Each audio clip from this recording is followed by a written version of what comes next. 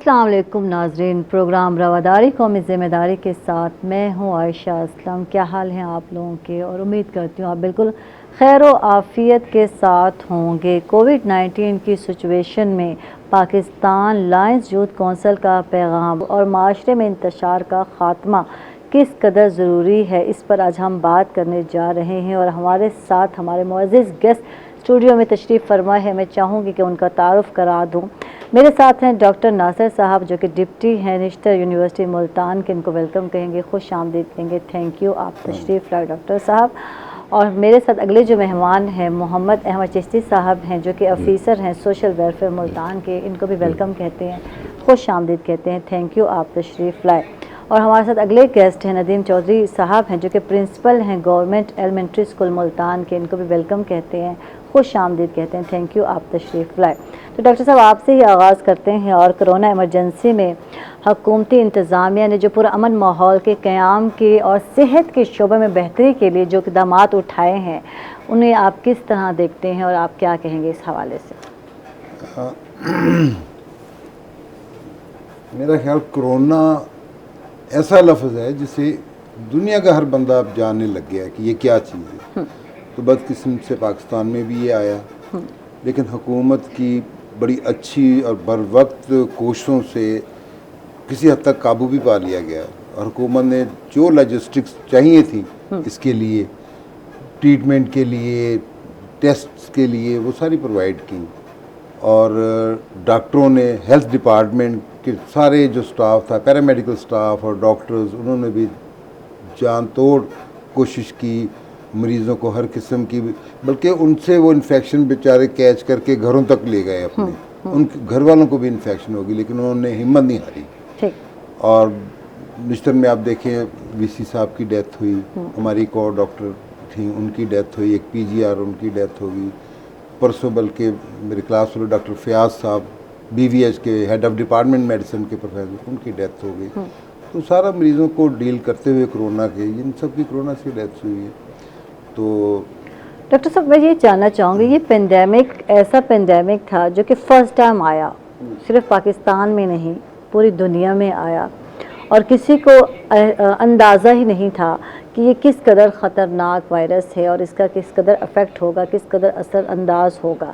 बात ये करेंगे कि यहाँ जो मुल्तान में सहूलियात दी गई, क्वारंटाइन किया गया, उस हवाले से बताइए कि क्या क्या सहूलियात थी जो हुकूमत ने, जो हुकूमती इंतज़ामिया ने, जो है मुल्तान की इंतज़ामिया है, जो उसने बेहतरी में, सेहत के शोबे में बेहतरी के हवाले से किरदार अदा किया, उसको आप कैसे देखते हैं? उस हवाले से क्या? एक तो हुकूमत ने टेस्ट किट्स फ्री प्रोवाइड की, हालांकि वो खासा कॉस्टली टेस्ट है, प्राइवेट अगर कराएं 8,000 के करीब है। वो free service the health department ने, हुकूमत ने। फिर क्वारंटाइन सेंटर बनाए यहाँ पे, फिर निश्तर में बहुत सारे वार्ड कन्वर्ट कर दिए गए कोरोना वार्ड्स में, और वहाँ उनके लिए मतलब ये कि मेरा ख्याल है कि पार एक्सीलेंट जो ट्रीटमेंट और जो फैसिलिटीज़ उनको दी गई, और जिस तरह अमले ने, हेल्थ डिपार्टमेंट, डॉक्टर्स, पैरामेडिक्स, उन्होंने जिस तरह जान लड़ा के मरीज़ों की खिदमत की, अटेंडेंट्स को भी संभाला, सबको संभाला। और बहुत सारे डॉक्टर्स और पैरामेडिक्स हमारे कोरोना से इन्फेक्ट हो गए ड्यू टू, और ये सारी मतलब ये कि कोशिशें थी जिसकी वजह से बहुत हद तक पाकिस्तान में ये नीचे आया है। ठीक है, अब हम जानना चाहेंगे डॉक्टर साहब आपसे ये कि सेहत के जो इदारे हैं, उनके जो इंतज़ामिया ने इक़दाम उठाए हैं, क्या वो बिला तफरीक थे? हर एक को जो है सहूलियात इक्वल दी गई हैं? इस हवाले से क्या कहें?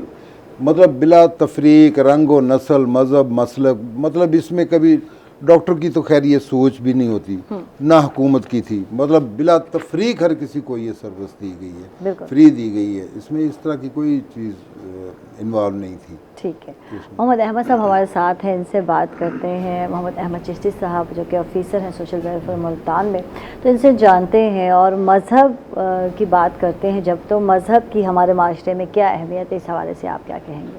हाँ जी, यहाँ सबसे बड़ी चीज़ ये होती है कि हम सोशल सेक्टर में इंसानियत सबसे बड़ी प्रायोरिटी है। और जब कोई ऐसी सूरत हाल जैसे कोरोना की एक पेंडेमिक पूरी दुनिया में आई, तो उसमें सब ने एक दूसरे को ऑन किया और अपनी शेयरिंग की।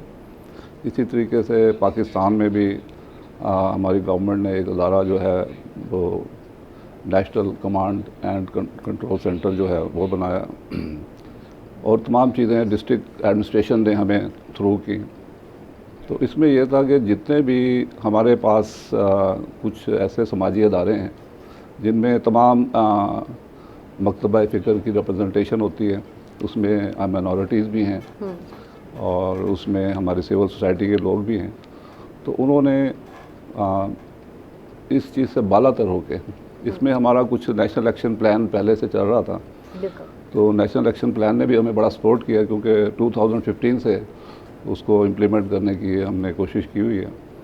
तो जब से ये इसमें बग़ैर किसी मज़हब, रंग, नस्ल समाजी इदारों ने सबकी खिदमत की है और गवर्नमेंट के जो भी इनिशिएटिव्स थे, क्योंकि इसमें समाजी इदारों ने यानी कि टू वे जो था, दो पहलू इनके मैं आपको बताता हूँ। एक तो थे ये डायरेक्ट सर्विसेज, क्योंकि वो कम्युनिटी के लोग हैं, वहीं रहते हैं और वो जितने भी वल्नरेबल सेगमेंट ऑफ सोसाइटीज़ हैं उनको जानते हैं।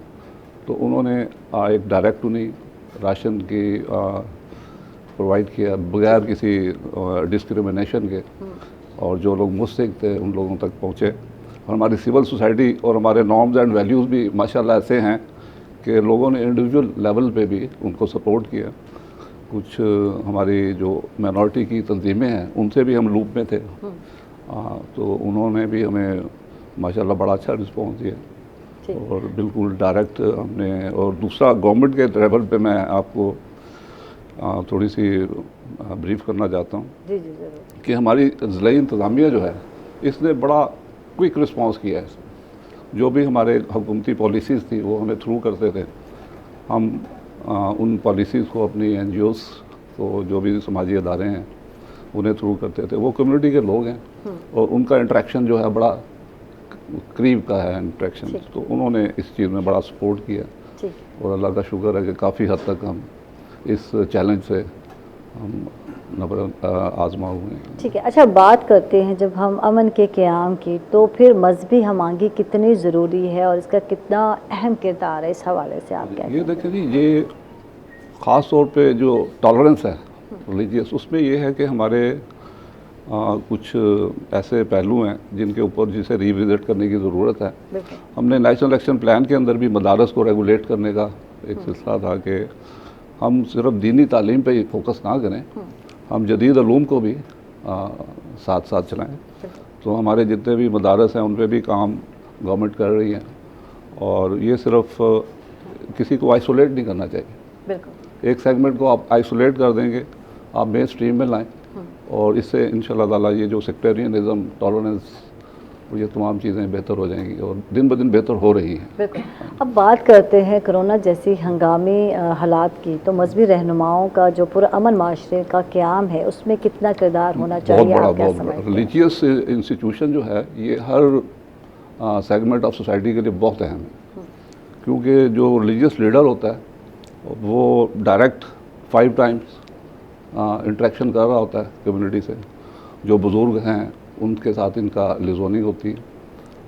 तो अब हमने जो कोरोना के अंदर देखा है तो उसमें बहुत अच्छा हमने इनका रिस्पांस देखा है।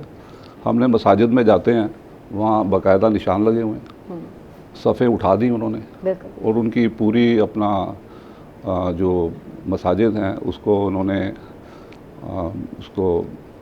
उसमें कैलोरीन का स्प्रे वगैरह वो उन्होंने महकमा हेल्थ से मिलकर SOPs का ख्याल रखा गया, मास्क के साथ आएंगे 6-6 फुट का। बिल्कुल। अच्छा, उन्होंने बाकायदा अब भी निशानात मौजूद हैं और लोग उस पर अमल कर रहे हैं और इसमें रिलीजियस लीडर जो हैं उन्होंने बड़ा पॉजिटिव रिस्पांस दिया और इससे अल्लाह ताला का शुक्र है काफ़ी सूरत हाल बेहतर रही है। ठीक।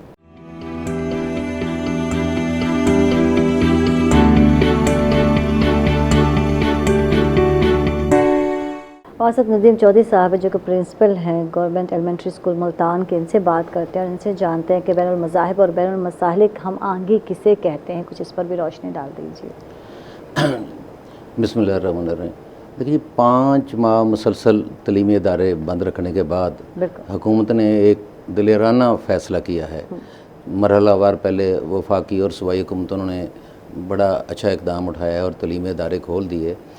तो यहाँ पर स्कूलों में तो पहले भी ये मज़हब में कोई ऐसा नहीं था फैक्टर के मजहबी तौर पर किसी को आगे लिया जाए या पीछे किया जाए। हमारे स्कूलों में मुस्लिम भी हैं, ईसाई भी हैं, हिंदू भी हैं और भी कई मज़ाहब के लोग हैं, तो मजहबी तौर पर तो स्कूलों में पहले भी ऐसा नहीं था। अभी हमें सूबाई हुकूमतों ने या वफाकी हुकूमतों ने जो ज़बरदस्त किस्म के जो काम किए हैं, वो SOPs जो जारी किए हैं, तकरीबन 100% वो 100% से अबव बल्कि उस पर अमल दरामद हो रहा है। बल्कि जो हम इन्होंने जो एजुकेशन के महकमे में जो तकरीबन रोज़ाना विज़िट होते हैं मुख्तलिफ़ टीमों के, और वो हम उस पर 100% अमल दरामद कर रहे हैं। जो बच्चे बाहर से आते हैं गेट पर हमें मास्क के हमें वाफर मकदार में हमने स्कूलों में मास्क रखे हुए हैं, सैनिटाइज़र हमने रखे हुए हैं। तो गेट पे हम टीचर भी होते हैं, दर्जा चहारम के भी होते हैं, तो वो उनको सैनिटाइज़ करते हैं। उनको हमारे पास गन होती है, उनका टेम्परेचर नोट किया जाता है, इसके अलावा उनका मास्क देखा जाता है। फिर हम गवर्नमेंट के SOPs के मुताबिक कि एक बेंच पे एक बच्चा, वो हमने उनका जो टाइम टेबल तरतीब दिया है, ग्रुप बना दिए गए हैं, ग्रुप बना दिए हैं, AB है, ग्रुप बना दिए हैं। तो पहले 2-3 दिन बच्चों को थोड़ा सा प्रॉब्लम हुआ, लेकिन अब बच्चे वो पता चल गया कि हमारा कौन सा ग्रुप है और हमने किस दिन आना है। तो वो बच्चे अपने ग्रुप के मुताबिक उस दिन आते हैं, एक बेंच पे एक बच्चा बैठता है। तो उनके पहले तो गेट के जब अंदर एंट्री होती है तो उस वक्त सारा कुछ चेक होता है। इसके बाद फिर एक उनका 15-20 मिनट का एक लेक्चर दिया जाता है, उनको देखा जाता है, क्लासों में जाकर देखा जाता है। इवन के क्लासों में भी हमने सैनिटाइज़र रखे हैं, हर क्लास इंचार्ज को हमने मास्क के मुहैया किए हुए हैं कि अगर किसी का मास्क टूट जाए, ख़राब हो जाए तो वो उनको आपने मुहैया करना है। तो तलीमी इदारों में तो SOPs पे पूरा अमल हो रहा है, यानी साबुन हमने वाफर मकदार में ला कर रखे हैं, उनको बच्चों को बताया जाता है कि साबुन से आपने कैसे हाथ धोने हैं। यहाँ तक कि अगर कोई टीचर कापी भी चेक कर रहा है तो उसने भी अपने क्लास में सैनिटाइज़र रखा हुआ है। ठीक है। तो इसके अलावा जो बच्चे, बल्कि वालिदैन के लिए ये पैगाम है कि बाज़ बच्चे ऐसे हैं जो स्कूलों में आते हैं, अब स्कूल टीचर या हेड मास्टर या प्रिंसिपल वो तो बाहर जाके तो नहीं देखता वो बच्चे कैसे आ रहे हैं, तो लेकिन हम स्कूलों में तो उनको लेक्चर देते हैं, लेकिन बाहर जाकर बाज़ बच्चे 2-2, 3-3 बच्चे मोटरसाइकिलों पे बैठ के आते हैं। तो वो वालिदैन से हैं कि गुजारिश है कि इनको ये फॉलो कराया जाए SOPs पर। ठीक है। माशरे के मुख्तलिफ अकायद के जो लोग हैं उनके दरमियान हम आहंगी जो है वो कैसे उसको फ़रोग़ दिया जा सकता है? जब हम अमन की बात करते हैं तो इस हवाले से क्या कहेंगे आप? देखिए, माशरे में इनका बड़ा किरदार है। ठीक। पहले तो ये है कि पैगाम है कि कोई किसी पे इल्ज़ाम तराशी ना करे कि फ़लाँ की वजह से, फ़लाँ कम्युनिटी की वजह से ये कोरोना फैला है। कोरोना कोई मज़हब नहीं देखता, कोरोना कोई ये इस किस्म के अकायद नहीं देखता कि किसको, वो ज़ाहिर है पूरी दुनिया में ये है। तो बजाय इसके कि इस किस्म का प्रोपेगेंडा किया जाए कि जनाब उनके फ़लाँ कम्युनिटी की वजह से फैला है, फ़लाँ कम्युनिटी की वजह से फैला है, ये इस तरह ना हो, बल्कि ये सारे हम आहंग होकर ये अमन की खातर इसको फ़रोग़ दें। डॉक्टर साहब, आप हमारे साथ हैं, इनसे जानते हैं किसी भी माशरे में कायद की क्या अहमियत है, इस हवाले से क्या कहते हैं आप? लीडर का जो अहम रोल है वो क्या है और क्या होना चाहिए?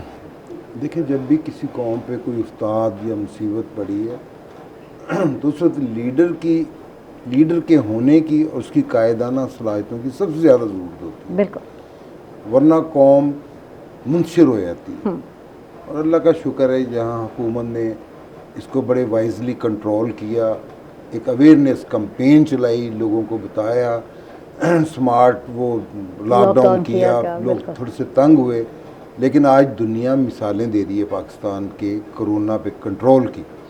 तो अल्लाह ताला का वो करम था जो किया। कुछ मतलब ये कि हुकूमत ने, लोगों को शायद बुरा लगा हो, कारोबार बंद हो गए, ये पूरी दुनिया में ही आया है, ये नहीं कि पाकिस्तान में आया, लेकिन फिर हुकूमत ने फिर ये बोल्ड स्टेप लिया, एजुकेशन इंस्टीट्यूशंस खोल दिए, कारोबार खोल दिए। तो उस वक्त इस लीडर की कायदाना सलाहियतें जो हैं वही कौम को मुनसर होने से बचाती हैं और एक समत में लेके जाती हैं। ठीक है, ठीक है। जब हम फ़रोग़ अमन की बात करते हैं और यकजहती की बात करते हैं तो उस सतह पर जो है कायदीन का क्या किरदार होना चाहिए? देखिए, हमेशा एक फैमिली में भी अगर लड़ाई हो जाए 4-5 भाइयों में, लेकिन कोई मुसीबत है तो वो सारे इकट्ठे हो जाते हैं। ठीक है, बिल्कुल। तो कौम का भी ये, अच्छी कौम का भी यही वतीरा होता है कि बिला तफरीक, मज़हब, ज़ात, मसलक, कोई मुसीबत अगर आई है तो सारे इकट्ठे होकर उसका मुकाबला करने के लिए कौम को गाइड करें। ठीक, बिल्कुल। तो अल्लाह का शुक्र है ऐसे कोई प्रॉब्लम नहीं है हमारे मुल्क में, सब ने बड़ा अपना मस्बत किरदार अदा किया उसमें। ठीक है, अगर जब हम कोरोना आगाही मुहिम की बात करते हैं तो इसमें सियासी, समाजी और मजहबी जो क़यादत है उनका मुश्तरका लाहे-ए-अमल आप क्या समझते हैं, क्या होना चाहिए? सबका फोकस किस चीज़ पर होना चाहिए? मतलब एक तो कौम को हौसले में रखना चाहिए। ज़ाहिर एक पैनिक फैल गया, पूरी दुनिया में फैला, पाकिस्तान में भी फैला, तो एक तो कौम के साथ मतलब उनको अपने साथ लेके चलना चाहिए, उनको बताना चाहिए कि ठीक है ये मुसीबत आई है और ये इसका हल है, ये सलूशन है। बिल्कुल। और आवाम को भी हुकूमत के जो भी गाइडलाइंस हैं उसके साथ तावन करना चाहिए ताकि वो चीज़ जो मुसीबत है उसने अपने टाइम पे ही ख़त्म होना है, तो वो अपने टाइम पे देखें ख़त्म हो रही है। बिल्कुल, ठीक है ना। तो हुकूमत के जो SOPs हैं, जो हुकूमत की गाइडलाइंस हैं, उनको फॉलो करना चाहिए। उसे सॉरी टू से थोड़ा सा मुझे है कि हमारी सोसाइटी ने वैसे इतना सीरियसली नहीं लिया जितना लेना चाहिए, जितना लेना चाहिए था, और आज भी यही है। वो अल्लाह का करम है कि ठीक है, कंट्रोल में है सूरत हाल, लेकिन देखें आप अपनी वो कोरोना की वबा खुद अपने घर लेके जाते हैं। ठीक है। कोरोना आपके घर में कभी नहीं जाएगा, ठीक है। कोरोना को आप खुद जाके लेके आते हैं। ठीक है, इसमें कायदीन का जो रोल है वो अहम है, सियासी कायदीन हो, समाजी कायदीन हो, तो इनका एक अहम रोल है, या मजहबी जो है कायदीन है, क्योंकि लोग इनकी बात को फॉलो करते हैं, सुनते हैं। अगर वो यहाँ अपना किरदार अदा करेंगे तो लोग समझेंगे भी सही और SOPs पर अमल भी करेंगे। तो अहमद साहब आपसे बात करते हैं और जानते हैं कि कोरोना के हालात में ज़राए अबलाग के जो किरदार है उसको आप किस तरह देखते हैं और उस पर कैसे रोशनी डालेंगे आप? कोरोना के जो पहले तो जब सडनली ये कोरोना आया तो जैसे डॉक्टर साहब ने बताया कि एक पैनिक क्रिएट हो गया, किसी को पता नहीं था। इवन देन जो एक्सपर्ट्स हैं वो भी अभी स्टडी कर रहे थे, ये इतना एक सिलसिला हो गया। तो उसमें जब ये कुछ चीज़ें स्ट्रीमलाइन हुई, लोगों को पता चलना शुरू हुआ, तो उसके अंदर अच्छे खासे यानी कि लोगों को अवेयरनेस का थोड़ा सा उसमें जो सेगमेंट है वो आना शुरू हुआ। तो उसमें जो सोशल मीडिया, हमारा इलेक्ट्रॉनिक मीडिया है, हमारे चैनल्स हैं, प्रिंट मीडिया, क्योंकि लॉकडाउन के अंदर हमारे पास एक्सेस सेशन करने की नहीं थी। बिल्कुल। अब हमें जो प्रॉब्लम्स फेस हुई क्योंकि हम करना चाहते थे सेशंस, लेकिन फिर वही गैदरिंग, सोशल गैदरिंग हमारे लिए एक SOP की पब्लिक को इकट्ठा नहीं किया जा सकता। अच्छा, फिर हमने कुछ अपना जूम को इस्तेमाल किया, जूम एप्लीकेशन को। उसमें हमारी कुछ ऑर्गेनाइजेशन भी थी और कुछ ये सोशल मीडिया जो है इसने अब हर शख्स की एक्सेस है, आपके पॉकेट में है इंफॉर्मेशन। तो उसमें मैं बहुत ही ज़्यादा इनको अपनी गवर्नमेंट जो है उसने बड़े वाइजली स्टेप लिए और उन्होंने NCOC जो थी वो डेली मीटिंग्स होती थी, वो आवाम को अवेयर करते थे कि इस वक्त सिचुएशन क्या है और क्या SOPs हम करने जा रहे हैं और क्या करना चाहिए और सब चीज़ें। और इससे बड़ा फ़ायदा ये हुआ कि लोगों को इस चीज़ का अदराक हुआ कि इसकी जो मोड ऑफ ट्रांसमिशन है वो जैसे कहते हैं जी घर लेके आने वाली बात है। लोगों ने अपने घरों को आइसोलेट कर लिया, लॉक कर लिया एट द बिगिनिंग। फिर ऐसा ऐसा जैसे SOP डेवलप होते रहे, फिर लोगों ने बाहर निकलना शुरू किया, मास्क और जो हैंड सैनिटाइज़र हैं, बार बार हाथ धोना, तो लोगों ने ये प्रैक्टिस भी शुरू की। और इसमें मीडिया को क्रेडिट जाता है, उन्होंने बहुत ही अवेयरनेस में बड़ा रोल प्ले किया।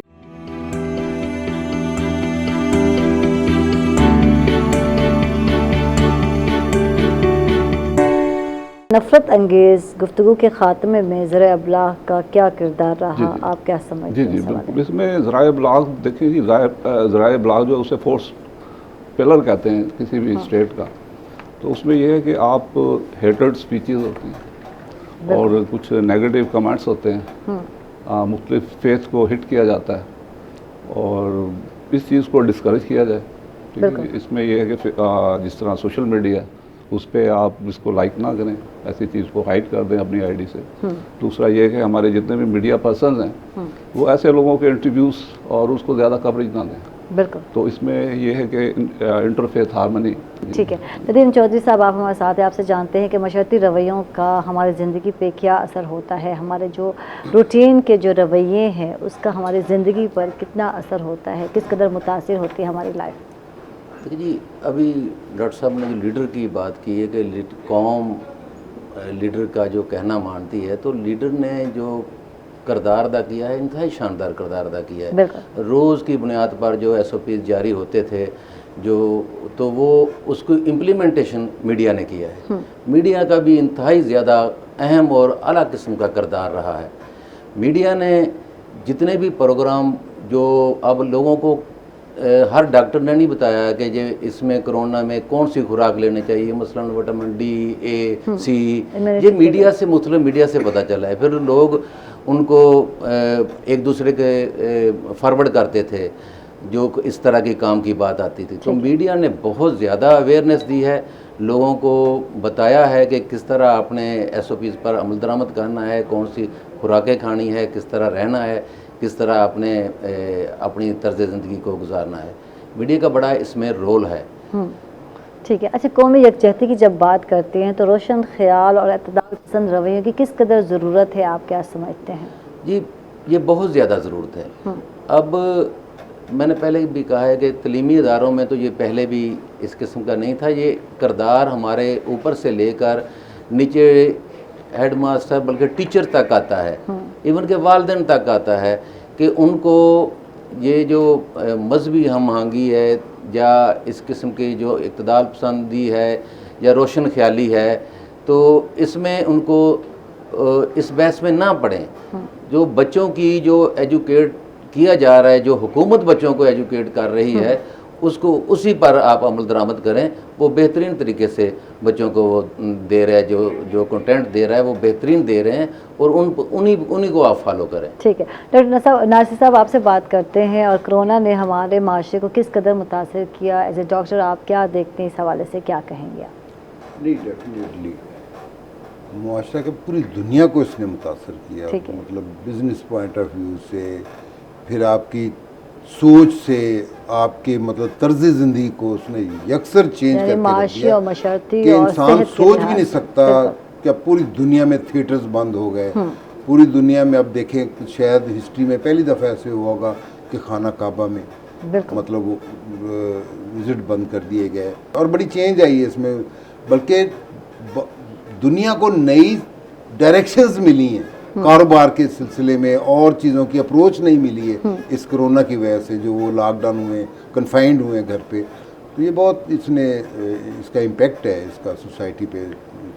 ठीक, तो इस कोरोना जैसे मौलिक मर्ज से बचने के लिए क्या हिफाजती इक़दाम उठाने की ज़रूरत है, आप क्या समझते हैं? देखें, कोरोना का ट्रीटमेंट कोई नहीं, ठीक है, सबसे बड़ा ट्रीटमेंट ये प्रिकॉशंस, परहेज़, एहतियात, ताकि वो हो ही ना आपको।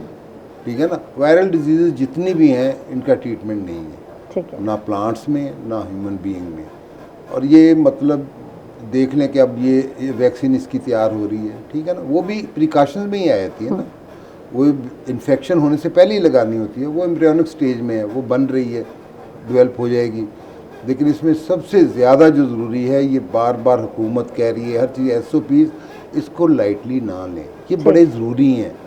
आप इसकी स्प्रेड जो है उसे ही मतलब जो है रोकें उसे, और एहतियाती तदाबीर जितनी हैं वो ज़रूर करें, जिसमें डिस्टेंसिंग है, क्योंकि ये जब ये छींकने की सूरत में, खांसी की सूरत में ड्रॉपलेट्स जो उसके हैं वो कैरी करते हैं वायरस को, तो 3-4 फुट से ज़्यादा नहीं आगे जा सकते। तो जो डिस्टेंसिंग है उसको फॉलो करें, और मुंह पे कोई ना कोई वो चीज़ आप लगा के रखें, उस और हैंड वाशिंग सबसे ठीक, ज़्यादा, ठीक। और इसको इजी ना लें। अगर 20 सेकंड कहा है तो कोई हिकमत है, कोई उसमें मतलब अथॉरिटी का वो असेसमेंट है उसका कि उसको किस तरह आपने धोना है, हर तरफ से हाथों को धोना है 20 सेकंड तक, ताकि वो आप जहाँ से बाहर से लेके आएँ, कहीं आपने सरफेस पे हाथ रखा है, किसको टच किया है, तो वो बजाय कि आप में चला जाए या आपके किसी नियर डेयर्स में किसी को जो आपको करते तो पहले ही वॉश कर लें उसको, इसी हैबिट होनी चाहिए। ठीक है, किसी भी हंगामी सूरत हाल से निपटने के लिए हमारी आइंदा हिकमत अमली क्या होनी चाहिए, क्या हो सकती है, आप क्या कहते हैं? जैसे कि कहा जा रहा है सेकंड वेव आने वाली है और बाहर आ भी चुकी है, तो अगर खुदा ना खास्ता ये सूरत हाल फिर दोबारा सर उठाती है इस पेंडेमिक की, जब हम बात करते हैं तो क्या हिकमत अमली होनी चाहिए? देखें, हंगामी का मतलब हंगामी ही होता है। ठीक है। ये मतलब एक आसमानी आफत थी। इसके लिए जैसे दुनिया में जैसे प्लेग आया, फिर कॉलरा फैला, करोड़ों करोड़ों लोगों की डेथ हुई है, ये हिस्ट्री है, इंसानी हिस्ट्री में ही है। और इस दफ़ा जो कोरोना आया, आप देखें कि इसमें पैनिक ज़्यादा फैला है, डेथ्स इतनी नहीं हुई।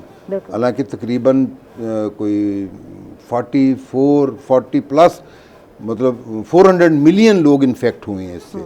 पाकिस्तान में तो 3.25 लाख के करीब लोग इन्फेक्ट हुए हैं, डेथ्स भी थोड़ी हैं, 7,500 के करीब पाकिस्तान में डेथ्स हुई हैं। दुनिया में तो बहुत डेथ है, 11 मिलियन से ज़्यादा डेथ हो गई है 11 से। तो इसमें बस ये चीज़ें आपको आगे, जैसे 2011 में डेंगू आई फर्स्ट टाइम, तो फिर उसको मतलब किया गया, इस तरह ये है।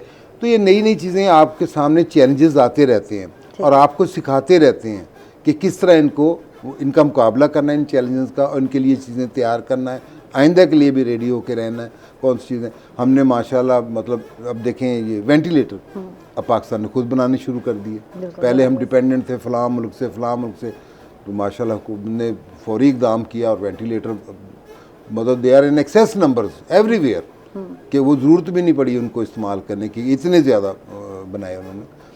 तो बहरहाल रेडी रहना चाहिए। बाकी तो जो आसमानी आफत हो उसका मुकाबला तो आप नहीं कर सकते। पूरी दुनिया को कोरोना ने बांध के रख दिया, अल्लाह ताला का वो एक इशारा है इंसान के लिए। अहमद साहब, आपसे बात करते हैं, और क्योंकि चैलेंज की बात हो रही है, तो चैलेंजेस तो हैं इज्तिमाई कौमी मसाइल के हल में, इन चैलेंजेस के हल में समाजी इदारों का क्या किरदार है और उनकी क्या अहमियत है, आप क्या कहेंगे इस हवाले से? देखिए, जो गवर्नमेंट है वो हर जगह यानी कि कुछ इनके सपोर्टिव रोल होता है समाजी इदारों का। सिविल सोसाइटी है, हमारे NGOs हैं, मुख्तलिफ सेगमेंट ऑफ सोसाइटीज़ हैं, तो वो लोग हुकूमत जहाँ अप्रोच नहीं कर सकती, वो जो एक खला सा रह जाता है, तो उसे वो कवर करते हैं। और गवर्नमेंट की जो ख़ास तौर पे इनके दो पहलू में पहले भी जिक्र किया था, एक है डायरेक्ट सर्विस है और एक फैसिलिटेशन की सर्विस है। अब जैसे हमारे पास कुछ इंफॉर्मेशन हमें पास ऑन होती है जो मीडिया के ज़रिए भी जाती है, और जो कम्युनिटी के लोग हैं, जो वहाँ रहने वाले लोग हैं, क्योंकि वो उनके ही रिप्रेजेंटेटिव भी होते हैं, उसमें ये होता है कि उनकी अप्रोच बड़ी स्ट्रॉन्ग होती है, तो वो एक जल्दी रिएक्ट करते हैं चीज़ों पर, और अवेयरनेस जो है वो डायरेक्ट प्रोवाइड करते हैं। अब इसकी मैं एक आपको मिसाल देता हूँ कि जैसे एहसास इमरजेंसी प्रोग्राम गवर्नमेंट ने लॉन्च किया, अब लोगों के पास वो एक्सेस नहीं थी, उनके पास IT फैसिलिटी नहीं थी, उसमें समाजी इदारों ने रोल प्ले किया और उन लोगों को बताया, और उनके जो भी इनकी जो मुस्तहिक लोग थे उनको उन्होंने SMS के ज़रिए अपना एहसास की। अच्छा, एक लास्ट सवाल मैं जो आपसे करना चाहूँगी कि कोरोना जैसी मुश्किल घड़ी में फलाही इदारों ने जिस तरह माशरती इंसाफ पर मबनी इमदादी सरगर्मी में हिस्सा लिया, या उसकी भी कुछ थोड़ी सी वजाहत कर दीजिए। हाँ जी, मुल्तान में कई ऐसी यानी कि हमारे ऑर्गेनाइजेशंस थी जिन्होंने यानी कि बगैर किसी का दरवाज़ा नॉक किए, बिल्कुल उनके घर के दरवाजे के बाहर अपना जो भी अपना उन्होंने प्लान किया, उन्होंने वो सिलसिला किया, उसकी कोई इतनी एडवर्टाइजमेंट्स भी नहीं की। और दूसरा ये है कि उन्होंने सैनिटाइजर्स, फेस मास्क, ठीक है, ये तमाम चीज़ें उन्हें प्रोवाइड की हैं, और साथ कुछ प्रिंटिंग ब्रोशर्स भी उनको भेजे ताकि वो घर के अंदर, क्योंकि हम सेशंस का थोड़ा सा गैदरिंग का मसला था, तो उन्होंने बड़ी इस डोर स्टेप पे लोगों को डायरेक्ट फैसिलिटीज़ भी दी हैं और इसमें ये है कि ख़ासा यानी कि अच्छा हौसला अफजा हम देखते हैं उनका। थैंक यू, बहुत बहुत शुक्रिया मोहम्मद अहमद चिश्ती साहब, आप तशरीफ़ लाए, आपका बहुत बहुत शुक्रिया। नदीम चौधरी साहब, आपका भी बहुत बहुत शुक्रिया, आप तशरीफ़ लाए। डॉक्टर नासिर साहब, आपका भी शुक्रिया, आपने वक्त निकाला। इसके साथ ही नाज़रीन आयशा को इजाज़त देंगे, अपना बहुत सारा ख्याल रखेंगे, अपने साथ इर्द गिर्द के लोगों का भी ख्याल रखेंगे। अल्लाह हाफ़िज़।